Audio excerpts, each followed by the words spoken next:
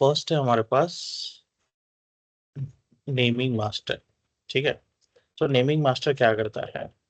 अगर हम naming master की बात करें तो जब मेरे डोमेन में कोई नया डोमेन ऐड होगा या कोई एग्जिस्टिंग डोमेन रिमूव होगा, उसके लिए हम यूज करते हैं नेमिंग मास्टर। ठीक है, सो ये मेरे डोमेन में मेरे पूरे फॉरेस्ट में चेक करता है कि जो भी मेरे डोमेन में नया डोमेन ऐड हो रहा है, मेरे फॉरेस्ट में जो भी नया डोमेन नेम ऐड हो रहा है, उसके यूनिकनेस को, उसका नेम यूनिक है कि नहीं, उसे चेक करता है। सो ये रिस्पॉन्सिबल है adding, removing and renaming the domain names and the whole forest. ये मेरा काम है नेमिंग मास्टर का। ये काम है मेरे नेमिंग मास्टर का। उसके बाद मेरे पास है स्कीमा मास्टर। तो स्कीमा क्या है भाई? स्कीमा एक ब्लूप्रिंट होता है। ठीक है भाई, जो मेरा एक्टिव डायरेक्टरी स्ट्रक्चर डिजाइन है, ठीक है, वो कैसे डिजाइंड है, कौन सा ऑब्जेक्ट का क्या एट्रीब्यूट्स है, क्या उसका प्रॉपर्टीज है वगैरह, वो कैसे कहाँ से आ रहा है, वो मेरे स्कीमा से आ रहा है, स्कीमा मास्टर में से। तो स्कीमा क्या है? ये सेट ऑफ रूल्स है which define the structure of active directory। Blueprint है जो मेरे एक्टिव डायरेक्टरी के स्ट्रक्चर को डिफाइन करता है। सो ये कंटेन करता है डेफिनेशंस सारे एक्टिव डायरेक्टरी ऑब्जेक्ट्स के, जो एक्टिव डायरेक्टरी में स्टोर होते हैं। इसमें दो चीजें हमारे पास आती है, ऐसे टेक्निकली तीन चीजें आती है, लेकिन हमको दिखे कि दो चीजें। तो एक है क्लास या क्लासेस। तो क्लास क्या है? ये टेम्पलेट है जो हमको मिलता है कोई भी ऑब्जेक्ट क्रिएट करने के लिए। तो भाई जब मैं यूजर बना रहा हूँ तो यूजर नेम देना है, पासवर्ड देना है, उसका लॉग ऑन नेम देना है। तो ये कहाँ से आ रहा है? ये मेरा क्लास से आ रहा है। अभी उसी क्लास में एट्रीब्यूट्स होगी। एट्रीब्यूट्स क्या है भाई? प्रॉपर्टीज है उस ऑब्जेक्ट की, प्रॉपर्टीज है। तो इसको थोड़ा और अच्छे से समझे हम, तो मेरे पास स्कीमा है। स्कीमा में दो चीजें हैं मेरे पास, क्लासेस और एट्रीब्यूट्स। ठीक है, अभी क्लासेस के अंदर मेरे पास ऑब्जेक्ट्स है। कौन से ऑब्जेक्ट्स है? यूजर का ऑब्जेक्ट है, ग्रुप का, कंप्यूटर का, प्रिंटर का। अभी जैसे यूजर का कोई ऑब्जेक्ट है, यूजर वन, ठीक है, तो उसकी प्रॉपर्टीज क्या होगी, यानी उसके एट्रीब्यूट्स क्या होंगे? यूजर नेम क्या होगा, फोन नंबर क्या होगा, एड्रेस क्या होगा, प्रोफाइल पाथ क्या होगा, उसका लॉग ऑन नेम क्या होगा। ठीक है, तो ये मेरे एट्रीब्यूट्स है और इन एट्रीब्यूट्स की वैल्यू हम देते हैं। यूजर नेम क्या होगा उसका? तो उसका यूजर नेम है tanya@sp.com। तो tanya@sp.com एट्रीब्यूट का वैल्यू, एट्रीब्यूट नहीं, एट्रीब्यूट क्या है? यूजर नेम है एट्रीब्यूट। एट्रीब्यूट है यूजर नेम और एट्रीब्यूट का वैल्यू है tanya@sp.com। ठीक है, फॉर एग्जाम्पल अगर हम चलते हैं मेरे डोमेन कंट्रोलर पे मशीन पे, इसलिए बंद हो गया मशीन, इसको ऑन कर देता हूँ। मैं डोमेन कंट्रोलर पे लॉग इन कर रहा हूँ।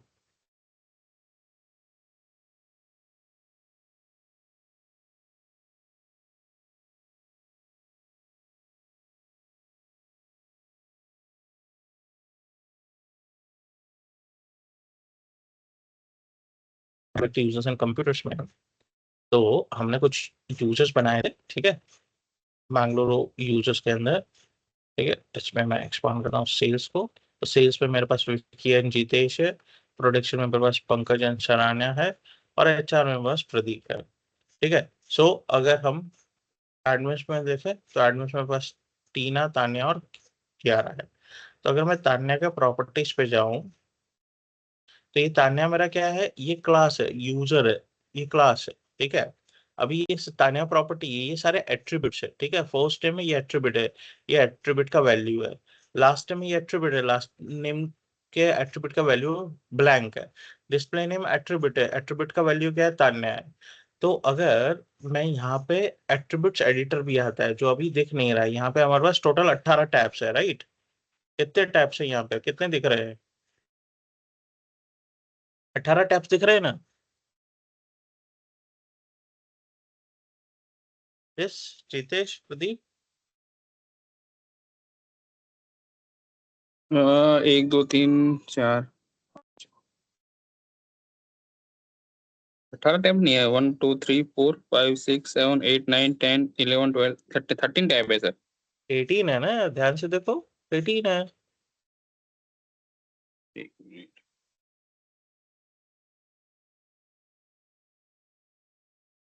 प्रॉपर्टीज की बात कर रहे हो ना सर आप? तान्या प्रॉपर्टीज की ना? हाँ, टोटल देखो, वन टू ये थ्री जनरल टैब हो गया, एड्रेस टैब हो गया, अकाउंट टैब हो गया, और प्रोफाइल एक दो टैब हो गया। एक तीन पाँच छः सात आठ नौ 10 11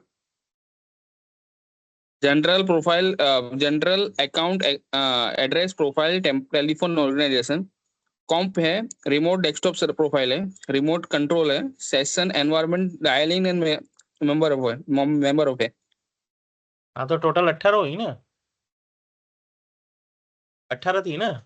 चलो मैं फिर से ओपन करता हूँ, व्यू में जाकर एडवांस फीचर्स एनेबल करता हूँ, मैं जाता हूँ यूजर पे, वापस जाता हूँ तान्या के प्रॉपर्टीज में, देखो 18 टैब है।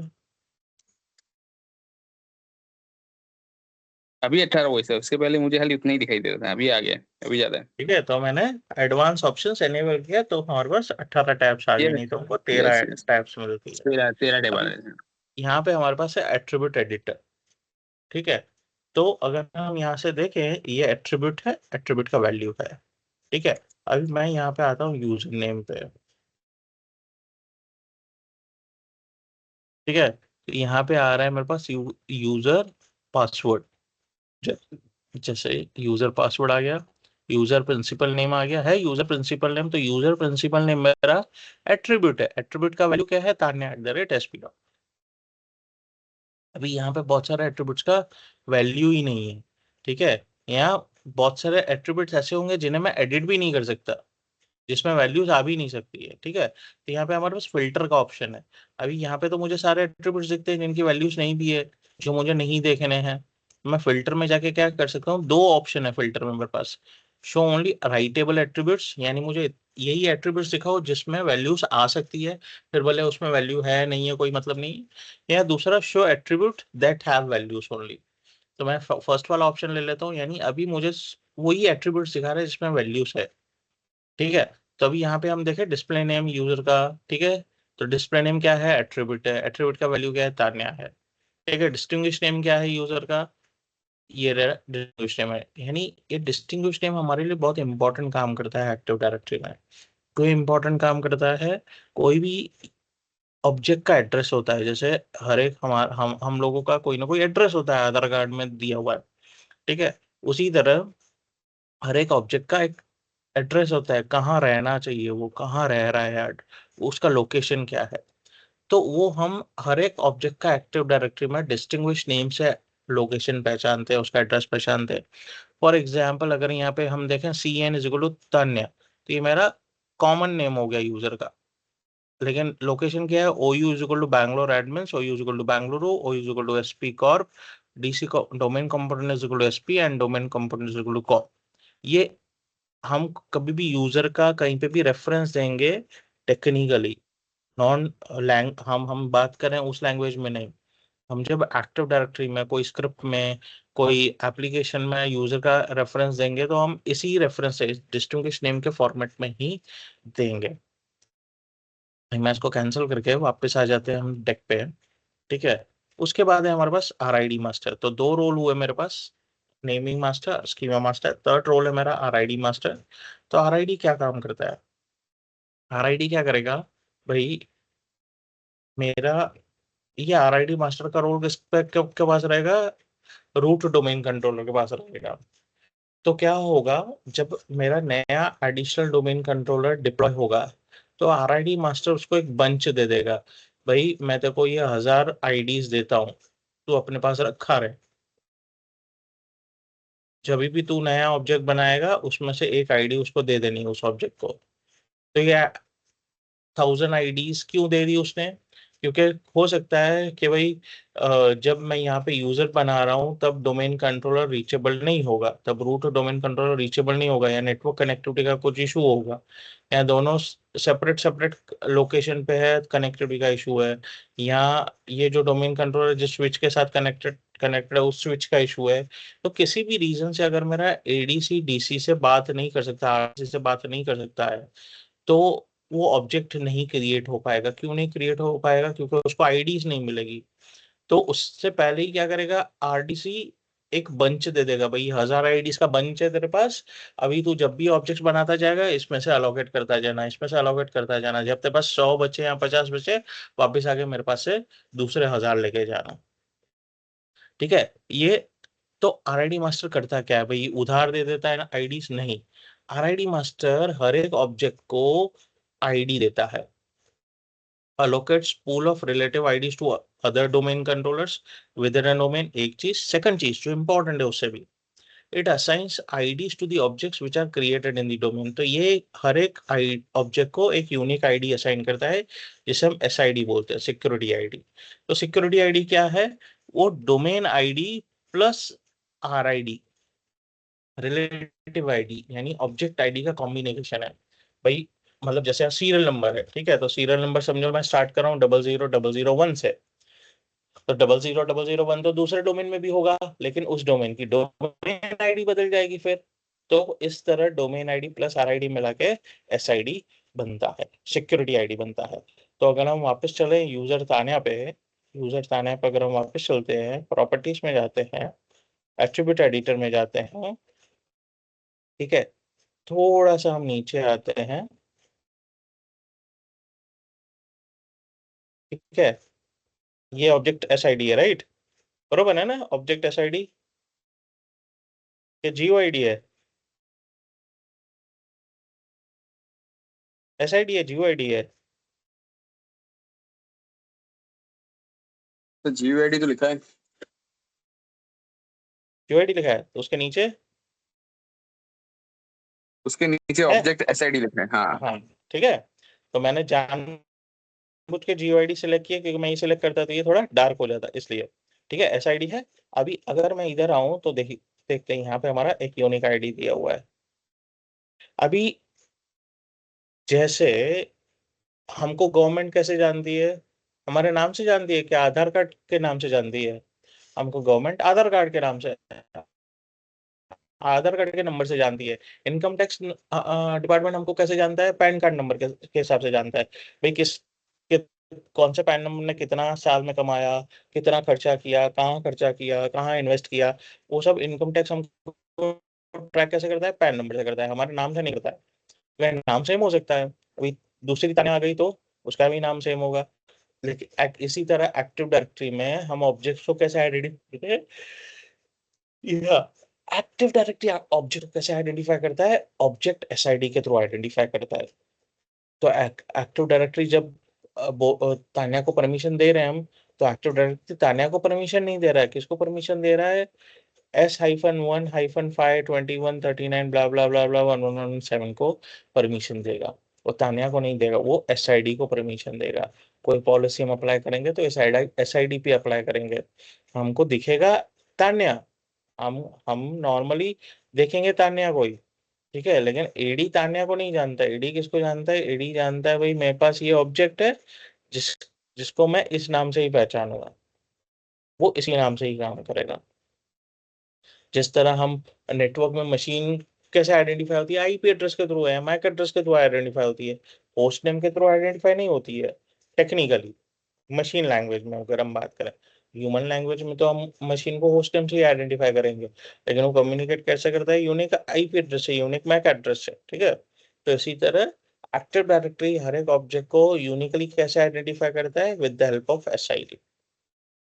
तो SID कौन देता है भाई? RID मास्टर देता है. हर एक डोमेन का खुद का RID मास्टर होगा, हर एक डोमेन का खुद का RID मास्टर होगा. उसके बाद आता है हमारे पास PDC एमुलेटर.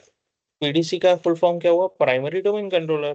ठीक है, अगर मेरे डोमेन में पुराने बैकअप डोमेन कंट्रोलर्स चल रहे हैं, तो बैकअप डोमेन कंट्रोलर का कंसेप्ट आता था विंडोज NT 4.0 में. विंडोज 2000 से हमारे पास कंसेप्ट हो गया PDC और ADC, एडिशनल डोमेन कंट्रोलर और प्राइमरी डोमेन कंट्रोलर. अभी जो 2000 से कंसेप्ट हुआ, उस सिनेरियो में दोनों डोमेन कंट्रोलर, चाहे PDC हो और ADC हो, दोनों रीड राइट कॉपीज है. दोनों पे हम मॉडिफिकेशंस कर सकते हैं, नए यूजर्स बना सकते हैं, डिलीट कर सकते हैं, सब कुछ कर सकते हैं दोनों डोमेन कंट्रोलर्स पे. लेकिन विंडोज NT में ऐसा नहीं था. विंडोज में राइटेबल डोमेन कंट्रोलर एक ही रहता था, जैसे हम PDC बोलते थे. अगर मल्टीपल एडिशनल डोमेन कंट्रोलर्स बनाए थे, तो वहां पे एडिशनल डोमेन कंट्रोलर्स का कंसेप्ट ही नहीं था. वहां पर बैकअप डोमेन कंट्रोलर्स का, BDCs का कंसेप्ट था. आपके पास मल्टीपल BDCs हो सकते हैं, लेकिन एक ही प्राइमरी डोमेन कंट्रोलर हो सकता है. सारे BDCs रीड ओनली कॉपी रहेंगे और PDC रीड राइट कॉपी रहेगा. लेकिन विंडोज 2000 से लेकर विंडोज 2025 तक विंडोज सर्वर 2025 तक हमारे पास जितने भी पीडीसी से और जितने भी एडीसी से सारे राइटेबल होते हैं, सारे पे मॉडिफिकेशंस पॉसिबल है। तो ये क्या काम करता है पीडीसी एमुलेटर, अगर मेरे पास विंडोज एनटी का 4.0 बैकअप डोमेन कंट्रोलर है तो ये उसके लिए पीडीसी का काम करेगा। सारे पासवर्ड के अपडेट्स क्लाइंट्स को भेजेगा। अगर किसी भी मशीन का, किसी भी यूजर का पासवर्ड चेंज हुआ है तो क्लाइंट पे ऑटोमेटिकली पुश किया जाएगा with the help of PDC emulator. receives immediate updates from other domain controllers when a user's password is changed। भाई यूजर ने दूसरे डोमेन कंट्रोलर पे पासवर्ड चेंज करवाया, तो पहले डोमेन कंट्रोलर पे तो पुराना पासवर्ड है, ठीक है, दूसरे डोमेन कंट्रोलर भी हो सकता है पुराना पासवर्ड होगा। अभी जब तक वो यूजर उस पासवर्ड को चेंज नहीं करता है डोमेन कंट्रोलर पे, ठीक है, चेंज कर दिया तो इमीडिएटली हमारे पास अपडेट आ जाएगा दूसरे डोमेन कंट्रोलर्स पे, ठीक है। सो हेलो कैसे आएगा? यस, हेलो यस, सर, मैं थोड़ा बात क्लोज कर रहा हूँ। सॉरी। मैं बाहर जा रहा हूँ, मेरे भाई का ना सामान शिफ्ट करना है ना, तो मैं अभी, हम लोग निकल रहे हैं, तो मैं अभी सेशन क्लोज कर रहा हूँ मेरे साइड से। ठीक है, ठीक है, तो मुझे सिर्फ 2 मिनट दे दो, हम सेशन कंक्लूड करते हैं आज के ओके लिए, फिर नेक्स्ट संडे कंटिन्यू करेंगे, ठीक है, सिर्फ 2 मिनट दे दो। Okay okay sir. ठीक, ये स्लाइड कंप्लीट कर लेते हैं। तो पीडीसी एमुलेटर क्या करता ओके है, सर। सारे अपडेट्स जो भी, अगर मेरे दूसरे डोमेन कंट्रोलर पे किसी यूजर का पासवर्ड चेंज हुआ है तो दूसरे डोमेन कंट्रोलर्स पे भी अपडेट होना चाहिए, क्योंकि ऑथेंटिकेशन दूसरे डोमेन कंट्रोलर्स भी कर सकते हैं। तो पीडीसी एमुलेटर क्या करता है, इमीडिएटली दूसरे डोमेन कंट्रोलर्स पे पासवर्ड अपडेट हुआ है ये पुश कर देगा, ठीक है। और सारे डोमेन कंट्रोलर्स के बीच में टाइम सिंक्रोनाइजेशन का काम भी पीडीसी एमुलेटर करता है मेरा। सारे डोमेन कंट्रोलर्स के बीच में टाइम सिंक्रोनाइजेशन का काम भी मेरा पीडीसी एमुलेटर करता है। तो मेरा नेमिंग मास्टर हो गया, स्कीमा मास्टर हो गया, आरआईडी मास्टर हो गया, पीडीसी एमुलेटर हो गया, लास्ट रोल है मेरा इंफ्रास्ट्रक्चर मास्टर। तो इंफ्रास्ट्रक्चर मास्टर क्या करता है, जो भी मेरे दूसरे डोमेन के साथ ट्रांजेक्शन्स हो रहे हैं, किसी यूजर कोई फाइल एक्सेस कर रहा है दूसरे डोमेन में, दूसरे फॉरेस्ट में, तो वो कैसे एक्सेस होता है, with the help of infrastructure master. Permission है, ऑथेंटिकेशन हो गया, लेकिन ऑथेंटिकेशन कैसे होगा, तो यहाँ पे मेरा रोल आता है ग्लोबल कैटलॉग का भी साथ में। ग्लोबल कैटलॉग का मैं दूसरे सेशन में बताऊंगा। इंफ्रास्ट्रक्चर मास्टर क्या करता है, maintains and updates the universal group membership information. यानी मेरे पूरे फॉरेस्ट में, पिछले सेशन में हमने देखा था, मेरे पास यूनिवर्सल ग्रुप है, ग्लोबल ग्रुप है और डोमेन लोकल ग्रुप है। तो यूनिवर्सल ग्रुप में जो भी मेंबर्स होते हैं जो पूरे फॉरेस्ट में एक्सेस हो सकते हैं, कुछ भी एक्सेस कर सकते हैं, ठीक है, अगर वो यूनिवर्सल ग्रुप का मेंबरशिप है तो उस यूजर का, तो ये इंफ्रास्ट्रक्चर मास्टर हमको अब हेल्प करता है maintain and update the universal group membership information. किसी भी यूजर का कोई मेंबरशिप अपडेट होता है किसी ग्रुप में, या चेंज होता है, परमिशन चेंज होता है, तो वो सिंक्रोनाइजेशन इंफ्रास्ट्रक्चर मास्टर करता है। प्लस ये हमको इंटर डोमेन ऑपरेशंस में भी हेल्प करता है, दूसरे डोमेन्स दूसरे फॉरेस्ट के साथ कम्युनिकेट करने में हेल्प करता है। तो ये सारे हमारे 5 रोल्स है, domain naming master, schema master, RID master, PDC emulator, infrastructure master. ये हमारे एफएसएमओ रोल्स हुए जिसका हमने एक्सप्लेनेशन देखा। लैब हम नेक्स्ट सेशन में देखेंगे, लेकिन नेक्स्ट सेशन में हम क्या करेंगे, 1 मिनट के लिए सारे रोल्स रिवाइज कर लेंगे और उसके अलावा पीडीसीएम सॉरी ग्लोबल कैटलॉग क्या काम करता है वो भी समझेंगे हम। उसके बाद हम एफएसएमओ रोल्स का चैप्टर देखेंगे, ठीक है। ठीक है सर। आज के लिए हम इतना कंक्लूड करते हैं, ठीक है। नेक्स्ट संडे को हम रिज्यूम करेंगे सेम 8:30 to 8:45, ठीक है। उसके बाद हम इसमें आगे बढ़ेंगे और नेक्स्ट सेशन में हम परमिशंस भी देखेंगे, ठीक है। तो